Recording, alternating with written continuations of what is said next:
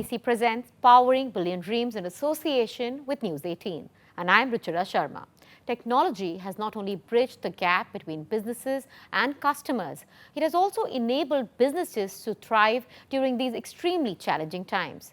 But some tech companies are forging pathways, leading by example and enabling other companies across sectors to survive in the new normal. And one such is Japanese tech giant NEC Corporation. For the last 123 years, global tech giant NEC Corporation has stayed ahead of the technology curve in information, communication and digital technology. NEC India has been working as a silent crusader and shaping the digital transformation journey for more than 7 decades. Its technological solutions have been at the core of the country's infrastructural development and cutting across sectors like telecommunications, transportation, logistics, public safety, smart safety, and many more. Today, I'm delighted to be in conversation with Mr. Alok Kumar, President and CEO, NEC Corporation India. Welcome, Alok. It's great to have you here with us. Thank you for having me. So we'd like to understand more about the global tech leaders' India plans and also understand how are you fueling the digital transformation of the country. So I'd like to begin by asking you, you've been operating in the country for more than 70 years. So could you talk about the key milestone in your journey in the country? Sure. You gave a nice introduction. So NEC globally is a 123-year-old company. It was formed on 17 July 1899, and for my viewers, I'll repeat it, 1899, that was 7 years after Coca-Cola was formed. There are not too many companies of that era that are still doing business, and that's a legacy of NEC. In India, NEC has been present for nearly 70 years. All right.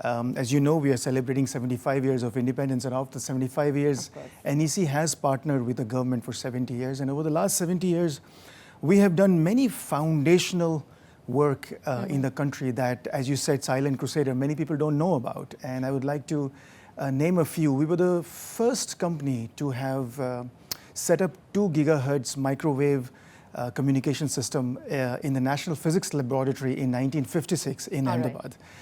We were the first company that set up an analog switch for Department of Telecom in 1964. We were the first company to have set up a satellite earth station for that time's VSNL and ONGC.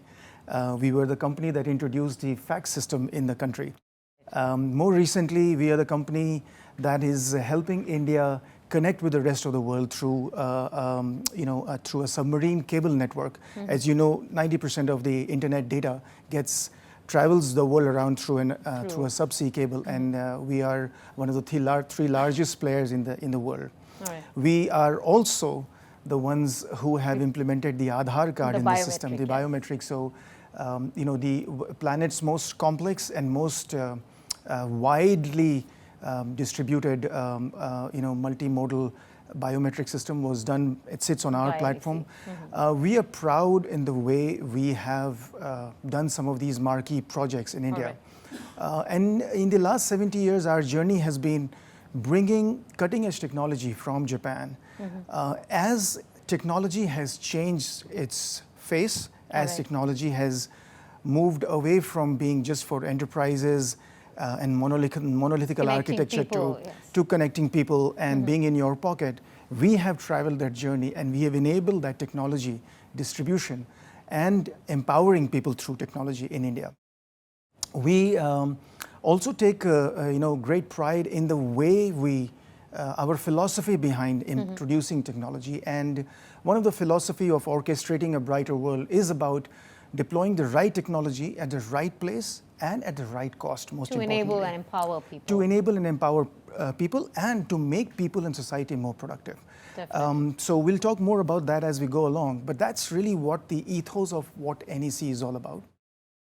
In the last, over the 70 years when we started as a small company over here, primarily around the telecom space, we have now grown into being present in multiple industry domains. And across sectors. Across sectors, be it financial services, transportation, logistics, smart city, telecommunications, submarine cable, display, private network, etc. So we are proud of the journey that we have, and we are very confident of the way we are deeply entrenched in the Indian ecosystem that we have a long runway ahead of us, and we are very, very proud of what we are doing. So NEC has been powering the nation in fueling its digital transformation. So could you shed light on some of the key projects, specifically in the public sector, that you've been focusing on?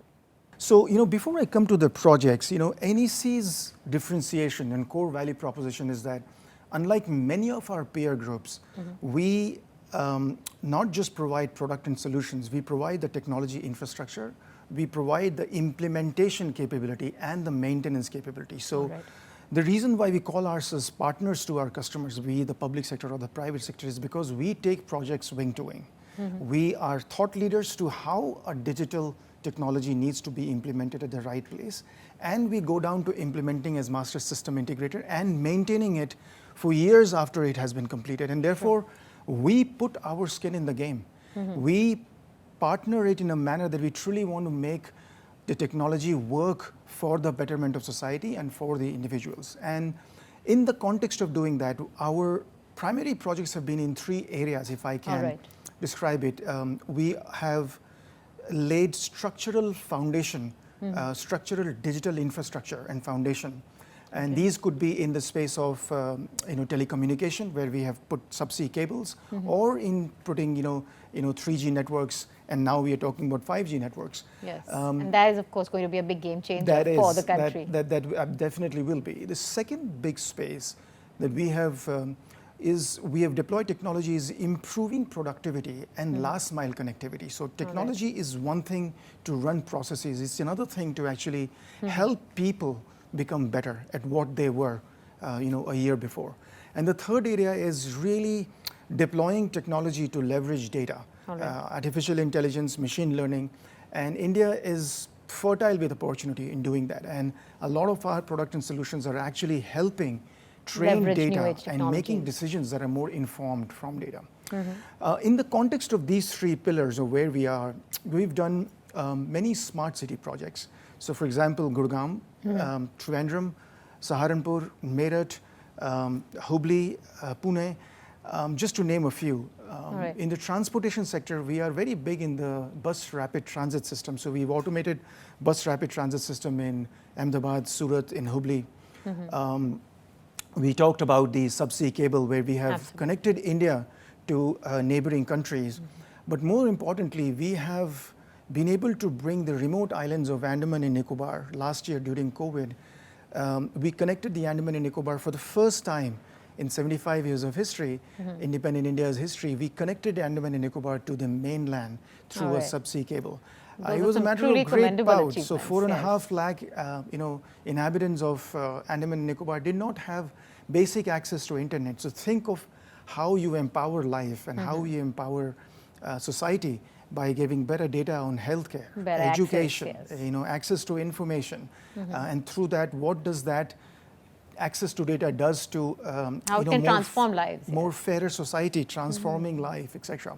We're doing a similar project in the Lakshadweep right now as we speak. We are connecting Lakshadweep now to the mainland through Kochi. Of course, we have a big 5G lab in Chennai, the only of its kind in the world, where we are doing a lot of interoperability testing, and we are doing a lot of our customer testing for European customers out of Chennai. And we are very, very proud of that, because that is really at the cutting edge of what 5G is going to be. And again, 5G is going to transform multiple sectors across industries. One other big sector that we are doing, we have done, we made a lot of gain is in the logistics sector. We have created every container that comes inside and goes out of the country is actually tracked on an NEC platform. And that is 100% visibility of where the containers are, what is the utilization. And sometimes it actually, not sometimes, most of the time it actually gives us as a leading indicator to where the economy is going, right? So if you have large inventory of empty containers, you know where the shipment is going. So we feel that the work that we have done provides great insights into how our economy is going to do. And that ability to create this infrastructure and to create this insights through data is what I think is going to really position India for a very productive future. So I really like something that you said earlier, that you are a partner for your customers. So coming back to your core brand purpose, which is orchestrating a brighter world to create a more sustainable and safer place for 1 billion Indians. So could you tell us, how are you breathing life into this brand philosophy? We strongly believe that technology, if it doesn't improve the life of an individual from what it was yesterday or a year before, then that technology is worthless.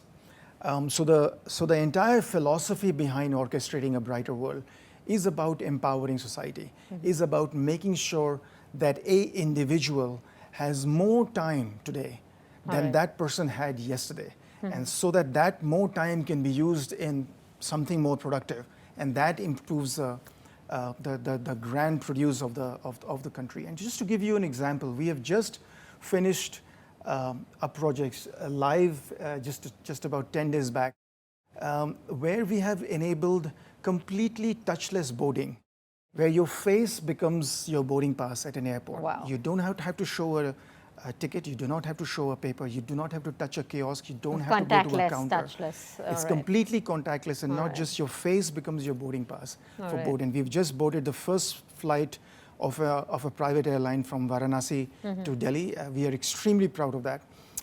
It was a project that was done by Airport Authority of India, and we are a close partner in doing that. Another project is in the transportation sector. So imagine if a housewife or a student who did not know when their bus will arrive waits at the bus stop endlessly sometimes. Now on a mobile phone can know exactly how far my bus is. Now this technology is not very new. It's prevalent in the Western world, but we have brought it into India, and that makes people more productive. That makes people plan their way better. And this is what a digital connected India will be all about in the future. So thank you, Alok, for sharing those insights, and we'll be back after a very quick break. We're in conversation with Mr. Alok Kumar, President and CEO, NEC Corporation India. So stay tuned.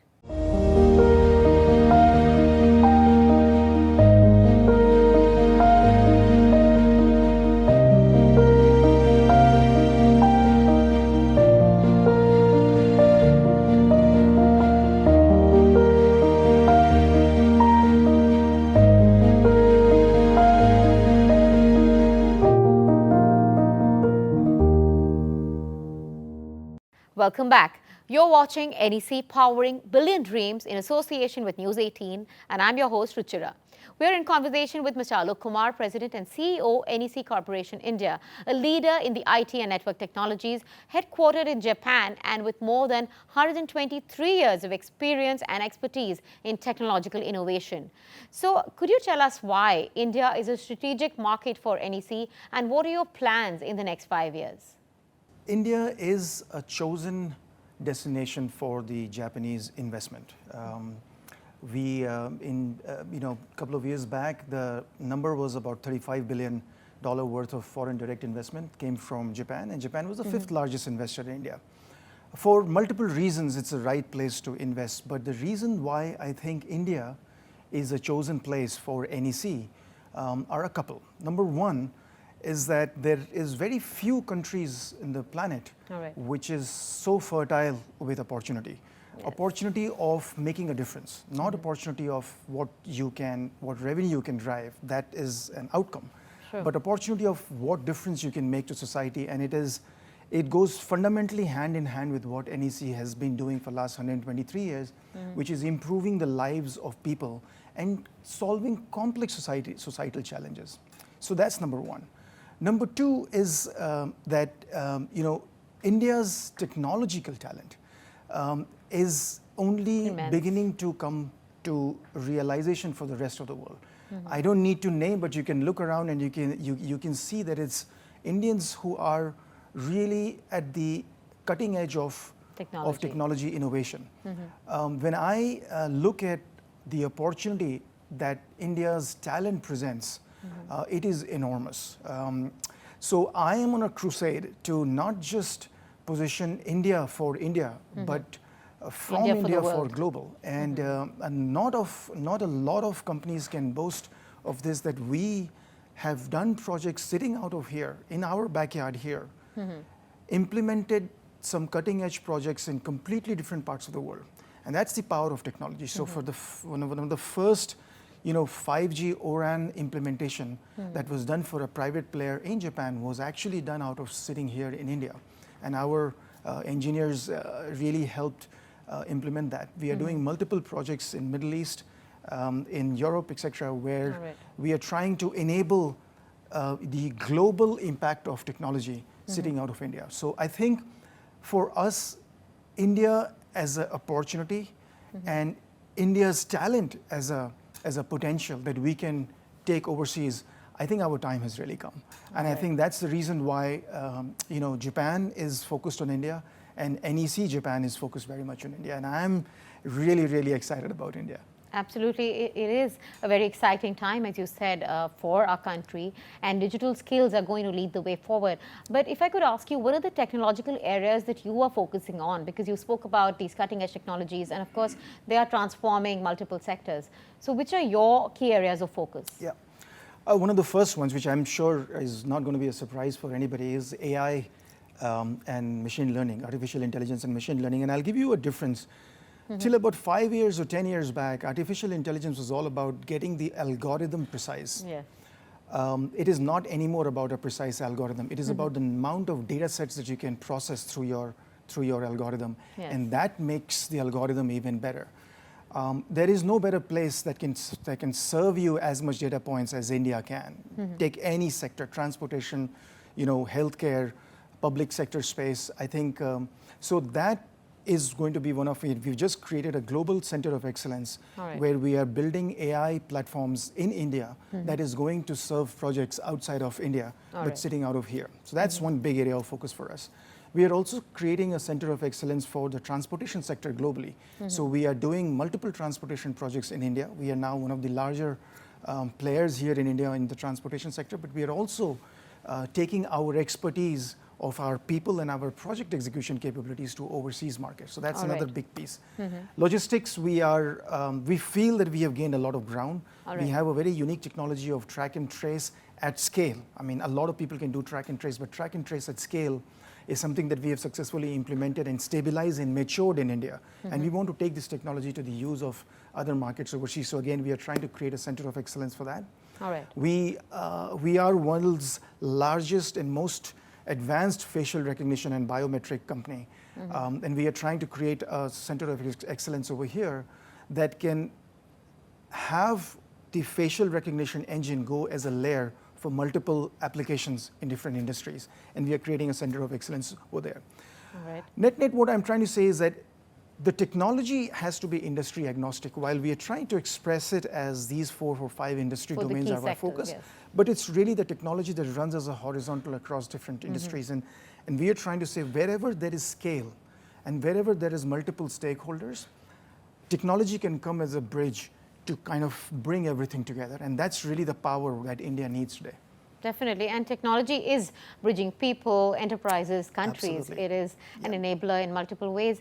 But while you're doing all this, and these are some remarkable achievements, how do you keep your team motivated? What is the mantra there? Great question. It's all about people, right? It should be always all about people, and it is all about people for NEC. But I am of a strong belief that the only way to motivate people is to give them what they really want to do. Absolutely. And unlike many companies, what we try to do, I'm not saying we are there yet, but what we try to do is provide an avenue for people to be the thought leader and be the implementer at the same time. So one lens to look at it is that we allow people to create the technology. To be what they want to be, basically. To be what they want to be. And human brain always gets motivated by creating something. So we allow people to create the technology that they want. That it's not just about buying off the shelf and implementing. And then we actually help them to implement it. So the gratification, the ability to the ability to know that you have made a difference is a big deal. What we also try to practice in the company is a more open and a meritocratic culture. By saying that, what I mean to say is that people know that when they are working at NEC and when they are successfully implementing something, they will get ahead. whether it and is... it will be acknowledged, it will be seen. Absolutely. They will get recognized, they will get ahead, they will get larger projects, they will move overseas. They will grow. And I am of a strong belief that a high tide lifts everybody. That's true. Right? So a successful project will lift everybody. It lifts every boat on the dock, and so it will lift every employee that works for NEC. Those are the simple mantras, I think. Empower and delegate.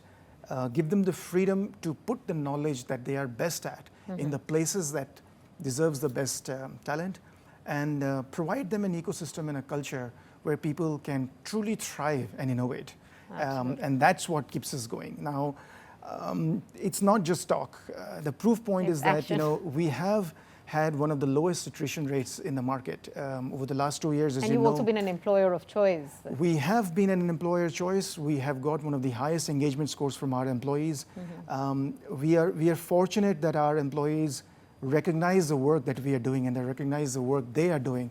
And I'm pretty sure our customers and our partners recognize that too. Thank you so much, Mr. Alok. It was great to hear you, and thank you for sharing all these insights with our audience. And clearly, NEC is well on its way to creating a long-lasting tech-driven impact on 1 billion+ Indians. And it would be truly interesting to see the company achieve its endeavors. So thank you so much for joining us. Thank you so much for having me.